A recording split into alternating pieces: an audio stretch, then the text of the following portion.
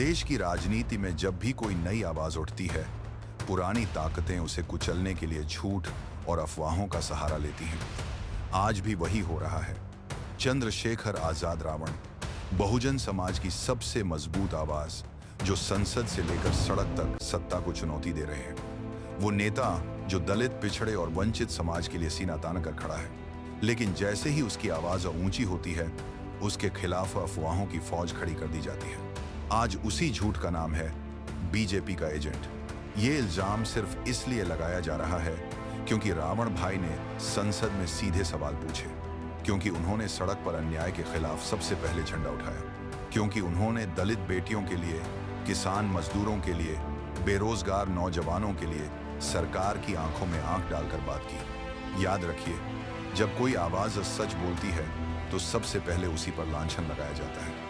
लेकिन सच्चाई ये है कि चंद्रशेखर रावण न बिकने वाले हैं, न झुकने वाले। दर्शकों, वीडियो शुरू करने से पहले मुझे आप सभी अम्बेडकरवादियों से पूरी उम्मीद है कि आप अपने इस छोटे से चैनल को सब्सक्राइब जरूर करोगे। आज तक कोई नोट ऐसा नहीं छप सका जो आपके भाई को खरीद सके। ये इल्जाम लगाने वाले वही लोग हैं जिनकी औकात संसद के बाहर तक भीड़ खड़ी करने की नहीं। रावण भाई का मुकाबला करने का साहस उनमें कभी नहीं रहा, इसीलिए वो सिर्फ झूठ फैलाते हैं, अफवाहें उड़ाते हैं और दूर से ताली पीटकर खुश हो जाते हैं। साथियों, ये बात सबको समझनी होगी। चंद्रशेखर आजाद रावण का नाम आज देश भर में क्यों गूंज रहा है?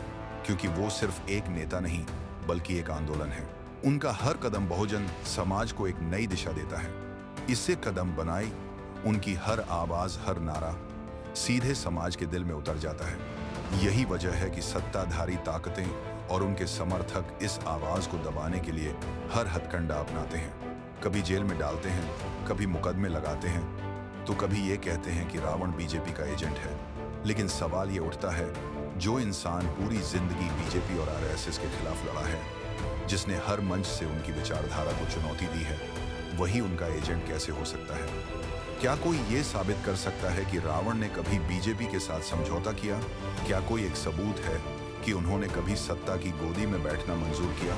नहीं, ये सब झूठ है, मनगढ़ंत कहानी है। असल बात यह है कि बीजेपी से सबसे ज्यादा डर अगर किसी नाम से है तो वो नाम है चंद्रशेखर आजाद रावण। क्योंकि बीजेपी जानती है कि जब बहुजन एकजुट होंगे तो उसकी कुर्सी हिल जाएगी, और बहुजन को एकजुट करने का काम आज सबसे मजबूती से रावण भाई कर रहे हैं। इसीलिए सोशल मीडिया से लेकर राजनीतिक गलियारों तक एक ही झूठ फैलाया जाता है।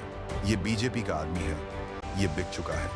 लेकिन रावण भाई ने साफ शब्दों में कहा है, कितना मैंने पगर, आज तक ऐसा कोई नोट नहीं बना जो आपके भाई को खरीद सके। जो भाई जेल की यातना सह सकता है, जो लाठी गोली खा सकता है, वो नोट के टुकड़ों से कैसे बिक सकता है? याद रखिए, सत्ता से लड़ना आसान नहीं है। जो भी खड़ा होता है उसे गालियां मिलती हैं, आरोप लगते हैं, चरित्र हनन की कोशिश होती है। लेकिन असली नेता वही है जो इन सब से ऊपर उठकर लड़ाई जारी रखे। आज ये साफ हो गया है कि बीजेपी का एजेंट वाला आरोप सिर्फ और सिर्फ अफवाह है। ये उन लोगों की गंदी राजनीति है जिनके पास न तो जनता का प्यार है, न समर्थन, न ही साहस। चंद्रशेखर आजाद रावण ने अपने जीवन से यह साबित कर दिया है कि वो किसी सत्ता या पैसे के भूखे नहीं हैं। उनकी ताकत है बहुजन समाज का आशीर्वाद, उनकी ढाल है संविधान, उनका सपना है समानता और न्याय का भारत, और उनके शब्द आज भी गूंज रहे हैं। आज तक ऐसा कोई नोट नहीं बना जो आपके भाई को खरीद सके। मैं बिकाऊ नहीं, मैं लड़ाकू हूँ, और जब तक दम में दम है, बहुजन की लड़ाई लड़ता रहूंगा। जय भीम।